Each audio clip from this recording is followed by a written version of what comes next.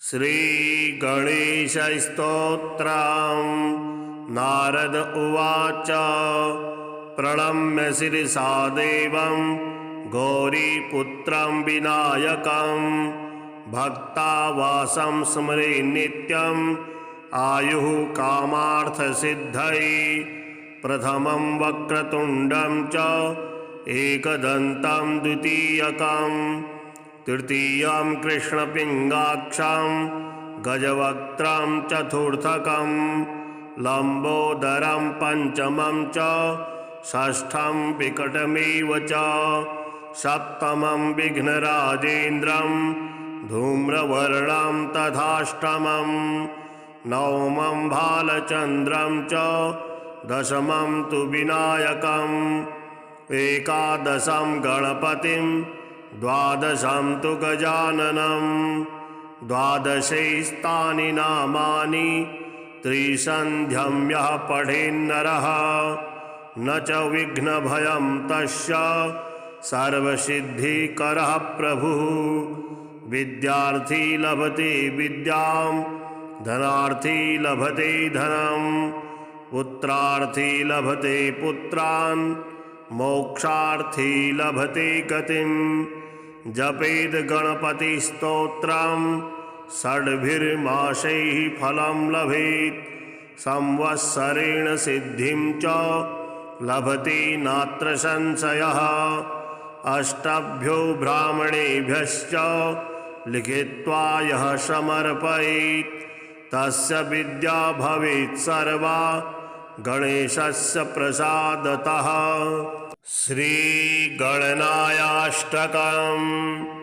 एकदन्तं महाकायं तप्तकाञ्चनसन्निभं लम्बोदरं विशालाक्षं वन्देऽहं गणनायकं मौञ्जीकृष्णाजिनधरं नागयज्ञोपवीतिनं बालेन्दुशुकलामौलिं वन्देऽहं गणनायकम् अम्बिकाहृदयानन्दं मातृभिः परिवेष्टितं भक्तिप्रियं मदोन्मत्तं वन्देऽहं गणनायकं चित्ररत्नविचित्राङ्गं चित्रमालाविभूषितं चित्ररूपधरं देवं वन्देऽहं गणनायकं गजवक्त्रं सुरश्रेष्ठं कर्णचामरभूषितं पाशाङ्कुशधरं देवं वन्देऽहं गणनायकं मूषकोत्तममारुह्य देवासुरमहाहवे योद्धुकामं महावीर्यं वन्देऽहं गणनायकं यक्षकिन्नरगन्धर्वैः सिद्धिविद्याधरैः सदा स्तूयमानं महाबाहुं वन्देऽहं गणनायकं सर्वविघ्नहरं देवं सर्वविघ्नविवर्जितं सर्वसिद्धिप्रदातारं वन्देऽहं गणनायकं। गणाष्टकमिदं पुण्यं यः पठे सततं नरः सिद्ध्यन्ति सर्वकार्याणि विद्यावान् धनवान् भवेत्। श्रीदुर्गाष्टकम्। कात्यायनी महामाये खड्गबाणधनुर्धरे खड्गधारिणी चण्डी दुर्गा देवी नमोऽस्तुते। वसुदेवसुते काली वासुदेव सहोदरी वसुन्धराश्रिये नन्दी दुर्गा देवी नमोऽस्तुते। योगनिद्रे महानिद्रे योगमाये महेश्वरी योगसिद्धिकरी शुद्धे दुर्गा देवी नमोऽस्तुते। शङ्खचक्रगदापाणे सारङ्गज्जायत बाहवे पीताम्बरधरे धन्ये दुर्गा देवी नमोऽस्तुते। ऋक्यजुस्सामाथर्वाणश्चतुस्सामन्तलोकिनी ब्रह्मस्वरूपिणी ब्राह्मी दुर्गा देवी नमोस्तुते। वृष्णीनां कुलसम्भूते विष्णुनाथ सहोदरी वृष्णीरूपधरे धन्ये दुर्गा देवी नमोस्तुते। सर्वज्ञे सर्वगे सर्वे सर्वेशे सर्वसाक्षिणी सर्वामृतजटाभारे दुर्गा देवी नमोस्तुते। अष्टबाहु महासत्त्वे अष्टमी नवमी प्रिये अट्टहास प्रिये भद्रे दुर्गा देवी नमोस्तुते। दुर्गाष्टकमिदं पुण्यं भक्तितो यः पठेन्नरः सर्वकाममवाप्नोति दुर्गा लोकं स गच्छति। श्री महागौरी स्तोत्रम्। श्वेते वृषेशमारूढा श्वेतांबरधरा शुचिः महागौरी शुभं दध्यान् महादेव प्रमोददा। वन्दे वाञ्छितकामार्थं चन्द्रार्धकृतशेखरां सिंहारूढां चतुर्भुजां महागौरीं यशस्वनीं पूर्णेन्दुनिभां गौरीं सोमवक्रस्थिताम् अष्टां दुर्गां त्रिनेत्रां वराभीतिकरां त्रिशूलडमरुधरां महागौरीं भजेऽहम्।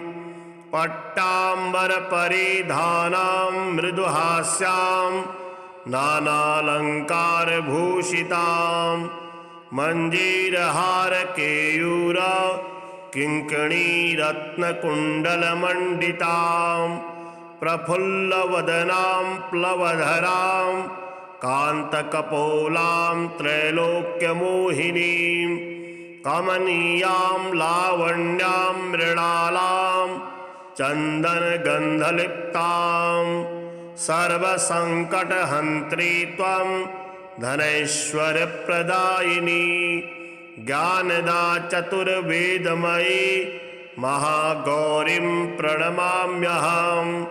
सुखशान्तिदात्रीं धनधान्यप्रदायिनीं डमरुवादनप्रियां महागौरीं प्रणमाम्यहम्। त्रैलोक्यमङ्गला त्वं हि तापत्रयविनाशिनीं वरदा चैतन्यमयी महागौरी प्रणमाम्यहम्। ओंकारः पातु शीर्षे मां ह्रीं बीजां मां हृदये क्लीं बीजां सदा पातु नभो गृहो च पादयोः ललाटकर्णो हुं बीजं पातु महागौरी मां नेत्रघ्राणौ कपोलचिबुकौ फट् पातु स्वाहा मां सर्ववदनौ। प्रणम्य शिरसा देवं गौरीपुत्रं विनायकं भक्तावासं स्मरे नित्यम् आयुः कामार्थसिद्धये। प्रथमं वक्रतुण्डं च एकदन्तं द्वितीयकं तृतीयं कृष्णपिङ्गाक्षं गजवक्त्रं चतुर्थकं लम्बोदरं पञ्चमं च षष्ठं विकटमेव च सप्तमं विघ्नराजेन्द्रं धूम्रवर्णं तथाष्टमं नवमं भालचन्द्रं च दशमं तु विनायकम् एकादशं गणपतिं द्वादशं तु गजाननं द्वादशैस्तानि नामानि त्रिसन्ध्यं यः पठेन्नरः न च विघ्नभयं तस्य सर्वसिद्धिकरः प्रभुः। विद्यार्थी लभते विद्यां धनार्थी लभते धनं पुत्रार्थी लभते पुत्रान् मोक्षार्थी लभते गतिं।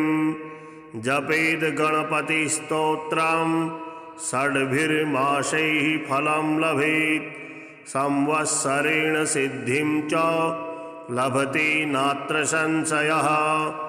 अष्टभ्यो ब्राह्मणेभ्यश्च लिखित्वा यः समर्पयेत् तस्य विद्या भवेत् सर्वा गणेशस्य प्रसादतः। श्रीगणनायाष्टकम्। एकदन्तं महाकायं तप्तकाञ्चनसन्निभं लम्बोदरं विशालाक्षं वन्देऽहं गणनायकं। मौञ्जीकृष्णाजिनधरं नागयज्ञोपवीतिनं बालेन्दुशुकलामौलिं वन्देऽहं गणनायकम्। अम्बिकाहृदयानन्दं मातृभिः परिवेष्टितं भक्तिप्रियं मदोन्मत्तं वन्देऽहं गणनायकम्। चित्ररत्नविचित्राङ्गं चित्रमालाविभूषितं चित्ररूपधरं देवं वन्देऽहं गणनायकम्। गजवक्त्रं सुरश्रेष्ठं कर्णचामरभूषितं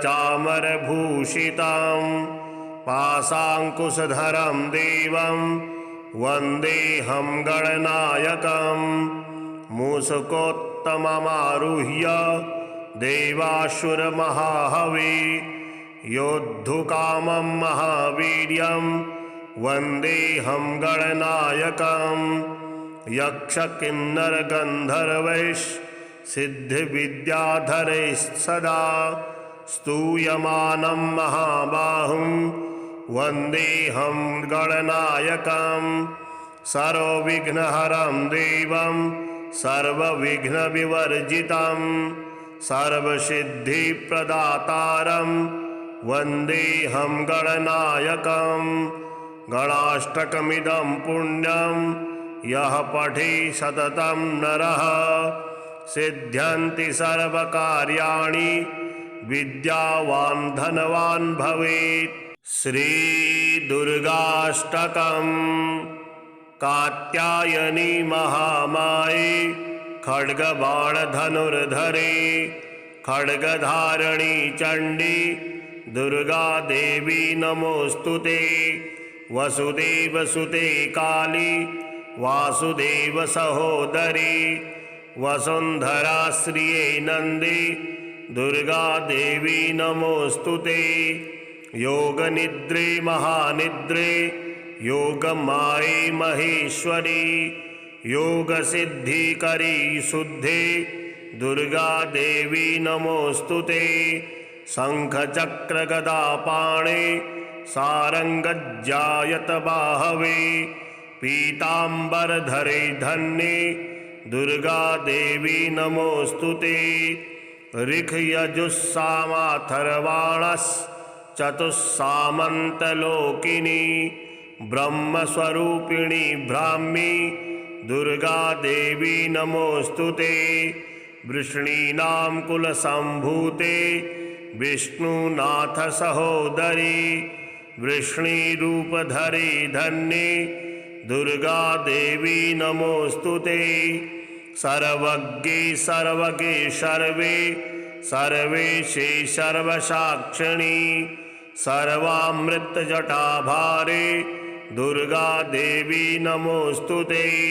अष्टबाहु महासत्त्वे अष्टमी नवमी प्रिये अट्टहासप्रिये भद्रे दुर्गा देवी नमोऽस्तुते।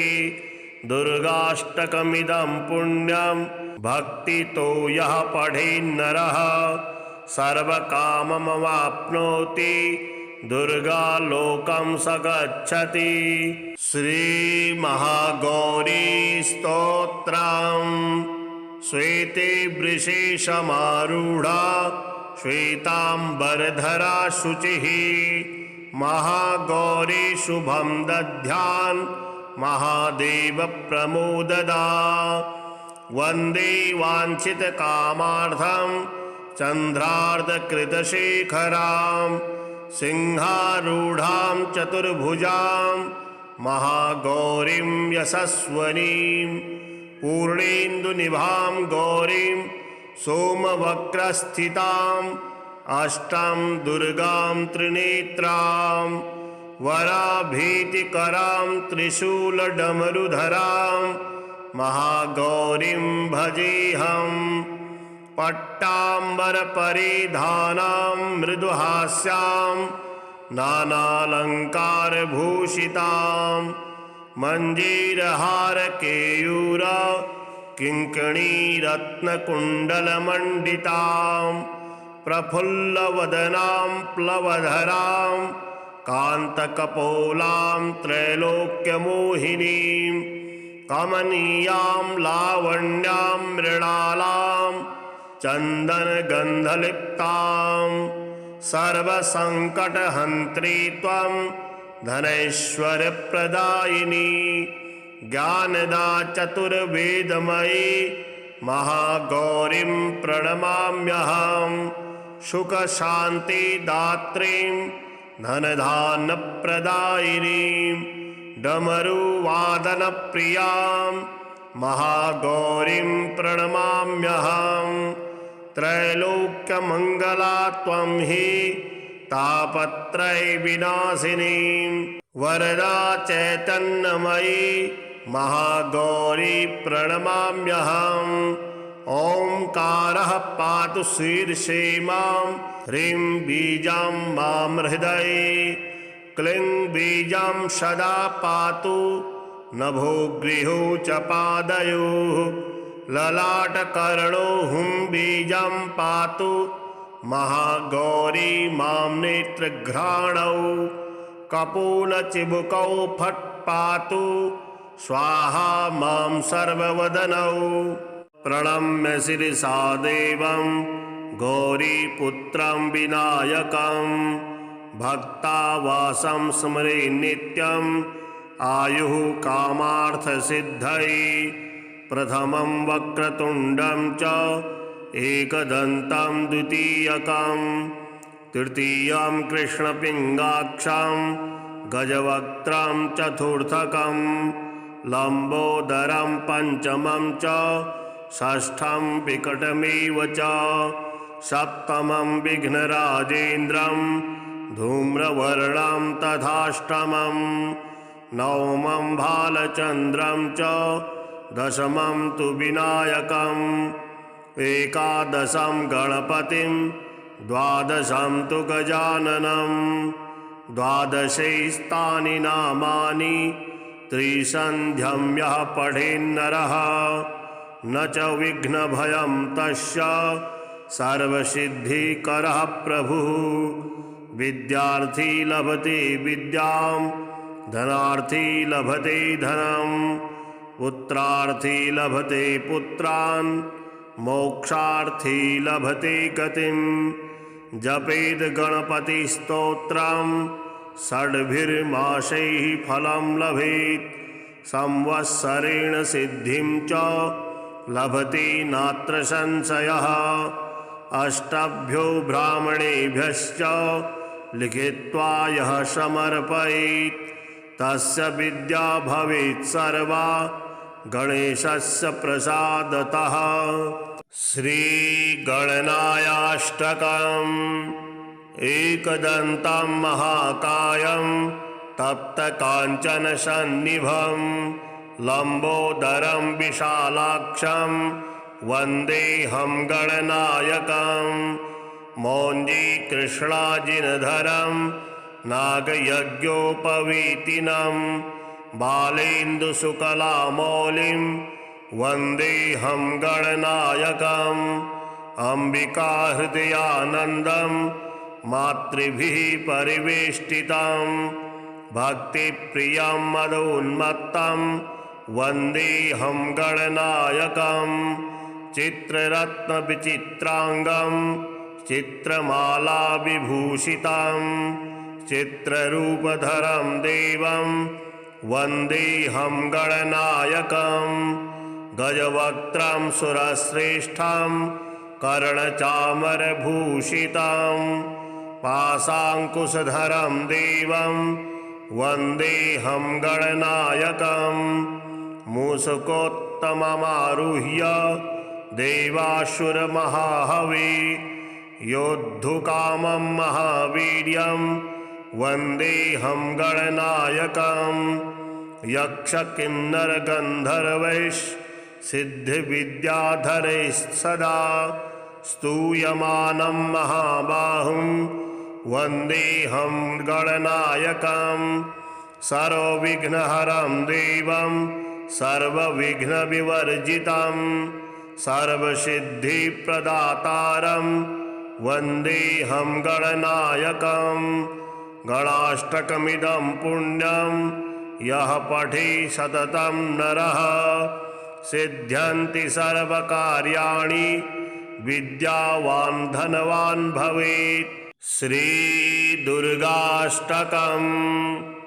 कात्यायनी महामाये खड्गबाणधनुर्धरे खड्गधारिणी चण्डी दुर्गा देवी नमोऽस्तुते।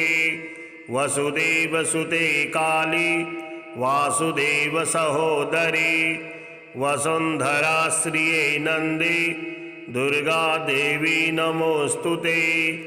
योगनिद्रे महानिद्रे योगमाये महेश्वरी योगसिद्धिकरी शुद्धे दुर्गा देवी नमोऽस्तुते।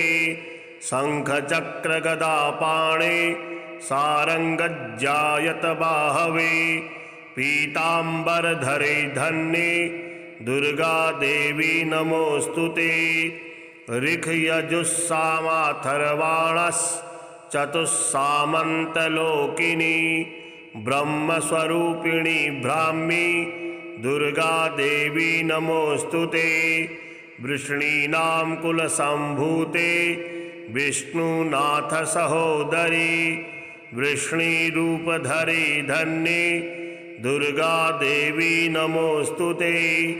सर्वज्ञे सर्वगे सर्वे सर्वेशे सर्वसाक्षिणी सर्वामृतजटाभारे दुर्गा देवी नमोऽस्तुते।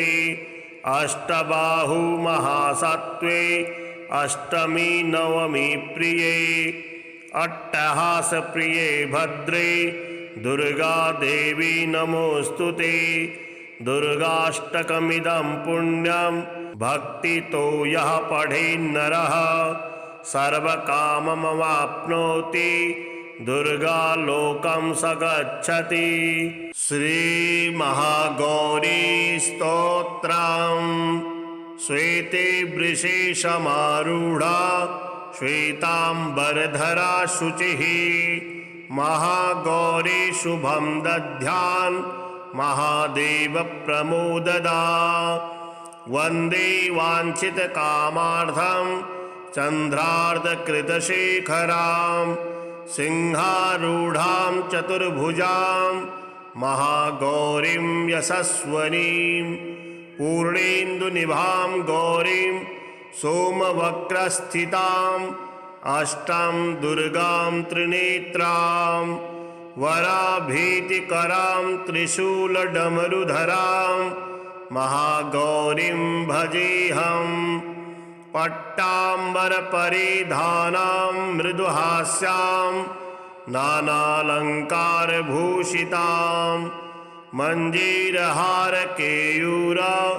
किङ्कणीरत्नकुण्डलमण्डितां प्रफुल्लवदनां प्लवधरां कान्तकपोलां त्रैलोक्यमोहिनीं कमनीयां लावण्यां मृणालां चन्दनगन्धलिप्तां सर्वसङ्कटहन्त्री त्वं धनैश्वर्यप्रदायिनी ज्ञानदा चतुर्वेदमयी महागौरीं प्रणमाम्यहं।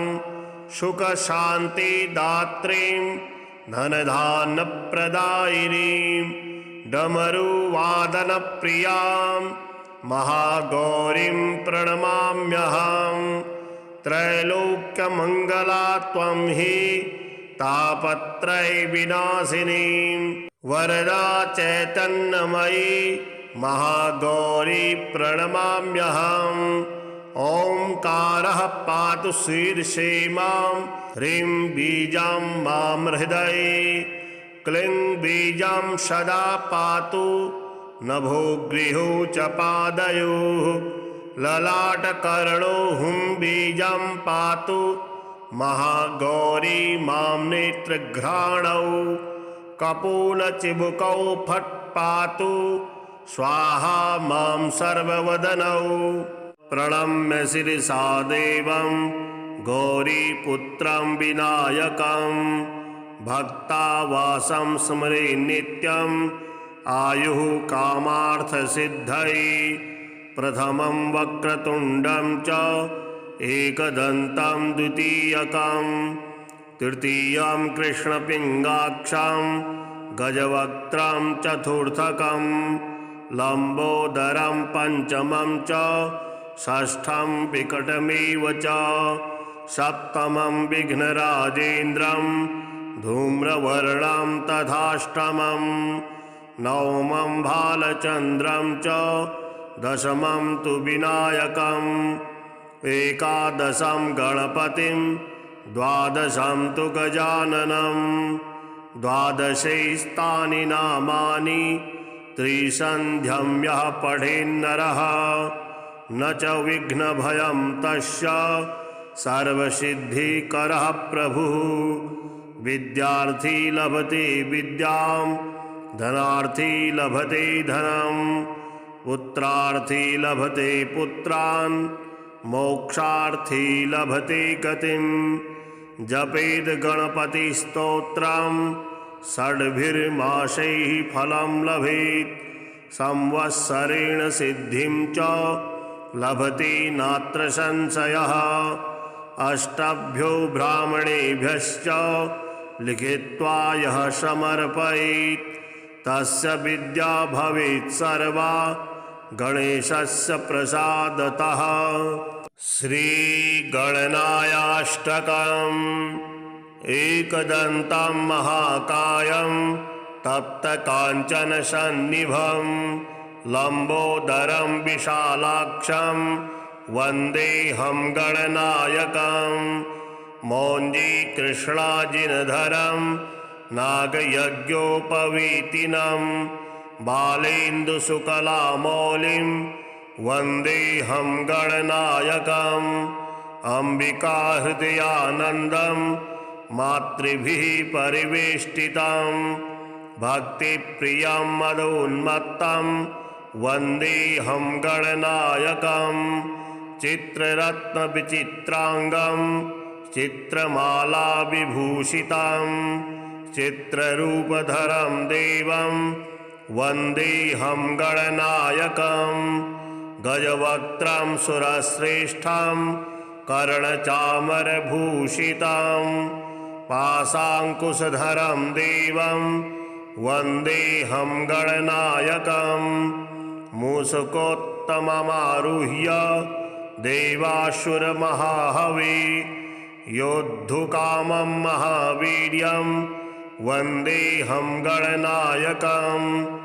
यक्षकिन्नरगन्धर्वैश्सिद्धिविद्याधरैः स्तूयमानं महाबाहुं वन्देऽहं गणनायकम्। सर्वविघ्नहरं देवं सर्वविघ्नविवर्जितं, सर्वसिद्धिप्रदातारं वन्देऽहं गणनायकम्। गणाष्टकमिदं पुण्यं यः पठे सततं नरः, सिद्ध्यन्ति सर्वकार्याणि विद्यावान् धनवान् भवेत्। श्रीदुर्गाष्टकम्। कात्यायनी महामाये खड्गबाणधनुर्धरे, खड्गधारिणी चण्डी दुर्गा देवी नमोऽस्तुते। वसुदेवसुते काली वासुदेव सहोदरी, वसुन्धरा श्रिये नन्दी दुर्गा देवी नमोऽस्तुते। योगनिद्रे महानिद्रे योगमाये महेश्वरी, योगसिद्धिकरी शुद्धे दुर्गा देवी नमोऽस्तुते। शङ्खचक्रगदापाणे सारङ्गज्जायतबाहवे पीताम्बरधरे धन्ये दुर्गा देवी नमोऽस्तुते। ऋक्यजुस्सामाथर्वाणश्चतुस्सामन्तलोकिनी ब्रह्मस्वरूपिणी ब्राह्मी दुर्गा देवी नमोऽस्तुते। वृष्णीनां कुलसम्भूते विष्णुनाथ सहोदरी वृष्णीरूपधरे धन्ये दुर्गा देवी नमोऽस्तुते। सर्वज्ञे सर्वगे सर्वे सर्वेशे सर्वसाक्षिणी सर्वामृतजटाभारे दुर्गा देवी नमोऽस्तुते। अष्टबाहु महासत्त्वे अष्टमी नवमी प्रिये अट्टहास प्रिये भद्रे दुर्गा देवी नमोऽस्तुते। दुर्गाष्टकमिदं पुण्यं भक्तितो यः पठेन्नरः सर्वकाममवाप्नोति दुर्गा लोकं स गच्छति। श्री महागौरी स्तोत्रम्। श्वेते वृषेशमारूढा श्वेतांबरधरा शुचिः महागौरी शुभं दध्यान् महादेव प्रमोददा।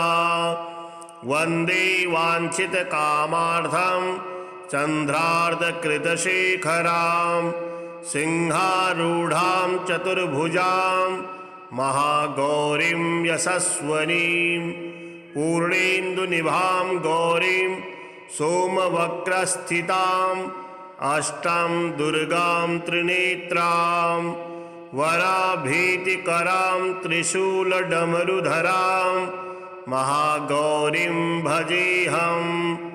पट्टाम्बरपरिधानां मृदुहास्यां नानालङ्कारभूषितां मञ्जीरहारकेयूर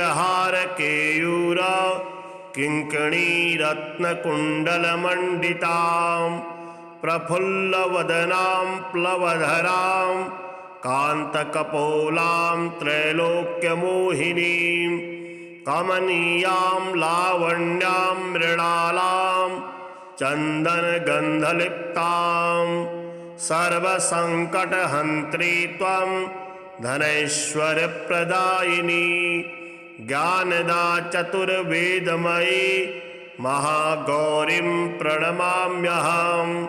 सुखशान्तिदात्रीं धनधान्यप्रदायिनीं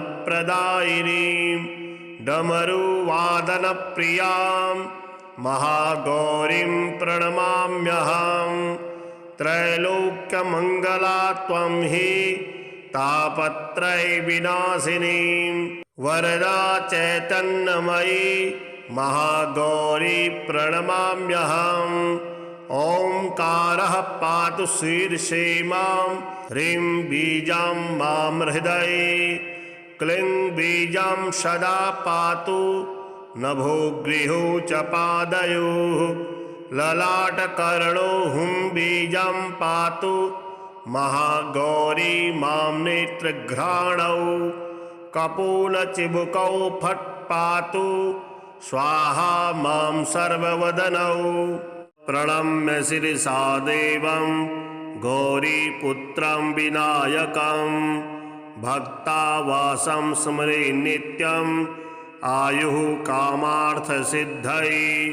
प्रथमं वक्रतुण्डं च एकदन्तं द्वितीयकं तृतीयं कृष्णपिङ्गाक्षं गजवक्त्रं चतुर्थकं लम्बोदरं पञ्चमं च षष्ठं विकटमेव च सप्तमं विघ्नराजेन्द्रं धूम्रवर्णं तथाष्टमं नवमं भालचन्द्रं च दशमं तु विनायकम् एकादशं गणपतिं द्वादशं तु गजाननं द्वादशैस्तानि नामानि त्रिसन्ध्यं यः पठेन्नरः न च विघ्नभयं तस्य सर्वसिद्धिकरः प्रभुः।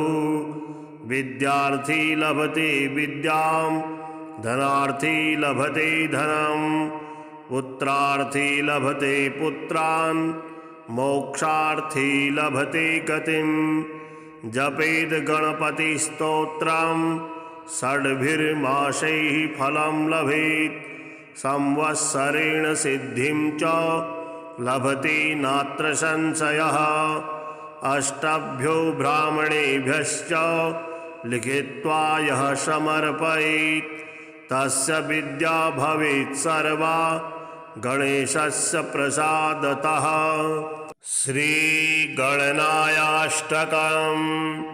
एकदन्तं महाकायं तप्तकाञ्चनसन्निभं लम्बोदरं विशालाक्षं वन्देऽहं गणनायकं। मौञ्जीकृष्णाजिनधरं नागयज्ञोपवीतिनं बालेन्दुशुकलामौलिं वन्देऽहं गणनायकम्। अम्बिकाहृदयानन्दं मातृभिः परिवेष्टितं भक्तिप्रियं मदोन्मत्तं वन्देऽहं गणनायकम्। चित्ररत्नविचित्राङ्गं चित्रमालाविभूषितं चित्ररूपधरं देवं वन्देऽहं गणनायकम्। गजवक्त्रं सुरश्रेष्ठं कर्णचामरभूषितं पाशाङ्कुशधरं देवं वन्देऽहं गणनायकम्। मूषकोत्तममारुह्य देवासुरमहाहवे योद्धुकामं महावीर्यं वन्देऽहं गणनायकम्। यक्षकिन्नरगन्धर्वैः सिद्धिविद्याधरैः सदा स्तूयमानं महाबाहुं वन्देऽहं गणनायकम्। सर्वविघ्नहरं देवं सर्वविघ्नविवर्जितं सर्वसिद्धिप्रदातारं वन्देऽहं गणनायकम्। गणाष्टकमिदं पुण्यं यः पठे सततं नरः सिद्ध्यन्ति सर्वकार्याणि विद्यावान् धनवान् भवेत्। श्रीदुर्गाष्टकम्। कात्यायनी महामाये खड्गबाणधनुर्धरे खड्गधारिणी चण्डी दुर्गा देवी नमोऽस्तुते। वसुदेवसुते काली वासुदेव सहोदरी वसुन्धरा श्रिये नन्दी दुर्गा देवी नमोऽस्तुते। योगनिद्रे महानिद्रे योगमाये महेश्वरी योगसिद्धिकरी शुद्धे दुर्गा देवी नमोऽस्तुते। शङ्खचक्रगदापाणे सारङ्गज्जायतबाहवे पीताम्बरधरे धन्ये दुर्गा देवी नमोऽस्तुते। ऋक्यजुस्सामाथर्वाणश्चतुस्सामन्तलोकिनी ब्रह्मस्वरूपिणी ब्राह्मी दुर्गा देवी नमोऽस्तुते। वृष्णीनां कुलसम्भूते विष्णुनाथ सहोदरी वृष्णीरूपधरे धन्ये दुर्गा देवी नमोऽस्तुते। सर्वज्ञे सर्वगे सर्वे सर्वेशे सर्वसाक्षिणी सर्वामृतजटाभारे दुर्गा देवी नमोऽस्तुते। अष्टबाहु महासत्त्वे अष्टमी नवमी प्रिये अट्टहासप्रिये भद्रे दुर्गा देवी नमोऽस्तुते। दुर्गाष्टकमिदं पुण्यं भक्तितो यः पठेन्नरः सर्वकाममवाप्नोति दुर्गालोकं स गच्छति। श्रीमहागौरी स्तोत्रम्।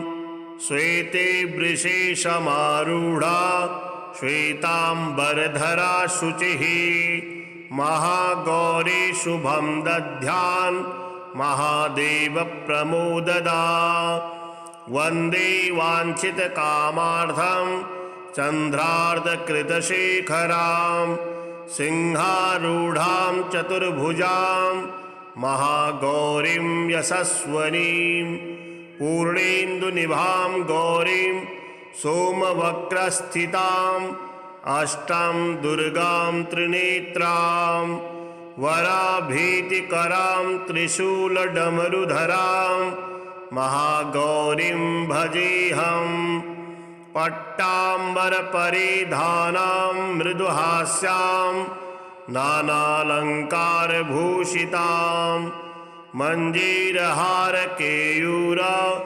किङ्कणीरत्नकुण्डलमण्डितां प्रफुल्लवदनां प्लवधरां कान्तकपोलां त्रैलोक्यमोहिनीं कमनीयां लावण्यां मृणालां चन्दनगन्धलिप्तां सर्वसङ्कटहन्त्री त्वं धनैश्वर्यप्रदायिनी ज्ञानदा चतुर्वेदमयी महागौरीं प्रणमाम्यहम् सुखशान्तिदात्रीं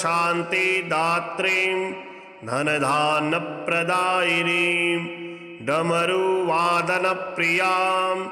महागौरीं प्रणमाम्यहम् त्रैलोक्यमङ्गला त्वं हि तापत्रयविनाशिनीं वरदा चैतन्यमयी महागौरी प्रणमाम्यहम् ओंकारः पातु शीर्षे मां ह्रीं बीजां मां हृदये क्लीं बीजां सदा पातु नभो गृहो च पादयोः ललाटकर्णो हुं बीजं पातु महागौरी मां नेत्रघ्राणौ कपोलचिबुकौ फट् पातु स्वाहा मां सर्ववदनौ प्रणम्य शिरसा देवं गौरीपुत्रं विनायकं भक्तावासं स्मरे नित्यम् आयुः कामार्थसिद्धये प्रथमं वक्रतुण्डं च एकदन्तं द्वितीयकं तृतीयं कृष्णपिङ्गाक्षं गजवक्त्रं चतुर्थकं लम्बोदरं पञ्चमं च षष्ठं विकटमेव च सप्तमं विघ्नराजेन्द्रं धूम्रवर्णं तथाष्टमं नवमं भालचन्द्रं च दशमं तु विनायकम् एकादशं गणपतिं द्वादशं तु गजाननं द्वादशैस्तानि नामानि त्रिसन्ध्यं यः पठेन्नरः न च विघ्नभयं तस्य सर्वसिद्धिकरः प्रभुः विद्यार्थी लभते विद्यां धनार्थी लभते धनं पुत्रार्थी लभते पुत्रान् मोक्षार्थी लभते गतिं जपेद गणपतिस्तोत्रं षड्भिर्मासैः फलं लभेत् संवत्सरेण सिद्धिं च लभते नात्र संशयः अष्टभ्यो ब्राह्मणेभ्यश्च लिखित्वा यः समर्पयेत् तस्य विद्या भवेत् सर्वा गणेशस्य प्रसादतः। श्रीगणनायाष्टकम् एकदन्तं महाकायं तप्तकाञ्चनसन्निभं लम्बोदरं विशालाक्षं वन्देऽहं गणनायकं मौञ्जीकृष्णाजिनधरं नागयज्ञोपवीतिनं बालेन्दुशुकलामौलिं वन्देऽहं गणनायकम् अम्बिकाहृदयानन्दं मातृभिः परिवेष्टितं भक्तिप्रियं मदोन्मत्तं वन्देऽहं गणनायकं चित्ररत्नविचित्राङ्गं चित्रमाला विभूषितां चित्ररूपधरं देवं वन्देऽहं गणनायकं गजवक्त्रं सुरश्रेष्ठं कर्णचामरभूषितं पाशाङ्कुशधरं देवं वन्देऽहं गणनायकं मूषकोत्तममारुह्य देवासुरमहाहवे योद्धुकामं महावीर्यं वन्देऽहं गणनायकं यक्षकिन्नरगन्धर्वैश्सिद्धिविद्याधरैस्सदा स्तूयमानं महाबाहुं वन्देऽहं गणनायकं सर्वविघ्नहरं देवं सर्वविघ्नविवर्जितं सर्वसिद्धिप्रदातारं वन्देऽहं गणनायकं गणाष्टकमिदं पुण्यं यः पठि सततं नरः सिद्ध्यन्ति सर्वकार्याणि विद्यावान् धनवान् भवेत्। श्री दुर्गाष्टकं कात्यायनी महामाये खड्गबाणधनुर्धरे खड्गधारिणी चण्डी दुर्गा देवी नमोस्तुते वसुदेवसुते काली वासुदेव सहोदरी वसुंधरा श्रिये नंदी दुर्गा देवी नमोस्तुते योगनिद्रे महानिद्रे योगमाये महेश्वरी योगसिद्धिकरी शुद्धे दुर्गा देवी नमोस्तुते शंखचक्रगदापाणे सारंगज्जायत बाहवे पीतांबरधरे धन्ये दुर्गा देवी नमोस्तुते ऋक्यजुस्सामाथर्वाणश्चतुस्सामन्तलोकिनी ब्रह्मस्वरूपिणी ब्राह्मी दुर्गा देवी नमोस्तुते वृष्णीनां कुलसम्भूते विष्णुनाथ सहोदरी वृष्णीरूपधरे धन्ये दुर्गा देवी नमोस्तुते सर्वज्ञे सर्वगे सर्वे सर्वेशे सर्वसाक्षिणी सर्वामृतजटाभारे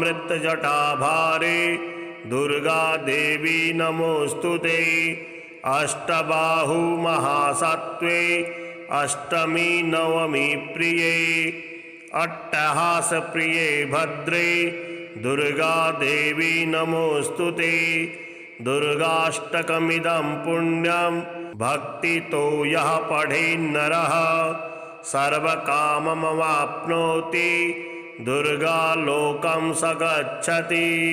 श्री महागौरी स्तोत्रम् श्वेते वृषेशमारूढा श्वेतांबरधरा शुचिः महागौरी शुभं दध्यान् महादेव प्रमोददा वन्दे वाञ्छितकामार्थं चन्द्रार्धकृतशेखरां सिंहारूढां चतुर्भुजां महागौरीं यशस्वनीं पूर्णेन्दुनिभां गौरीं सोमवक्रस्थिताम् अष्टां दुर्गां त्रिनेत्रां वराभीतिकरां त्रिशूलडमरुधरां महागौरीं भजेऽहं पट्टाम्बरपरिधानां मृदुहास्यां नानालङ्कारभूषितां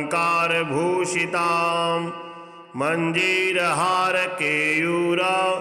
किङ्कणीरत्नकुण्डलमण्डितां प्रफुल्लवदनां प्लवधरां कान्तकपोलां त्रैलोक्यमोहिनीं कमनीयां लावण्यां मृणालां चन्दनगन्धलिप्तां सर्वसङ्कटहन्त्री त्वं धनैश्वर्यप्रदायिनी ज्ञानदा चतुर्वेदमयी महागौरीं प्रणमाम्यहं सुखशान्तिदात्रीं धनधान्यप्रदायिनीं डमरुवादनप्रियां महागौरीं प्रणमाम्यहं।